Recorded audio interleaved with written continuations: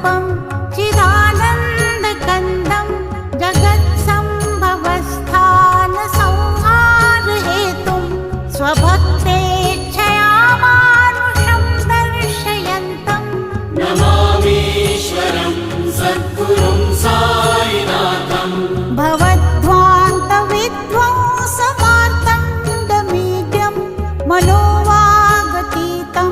मुनिर्ध्यानगम्यं जगद्व्यापकं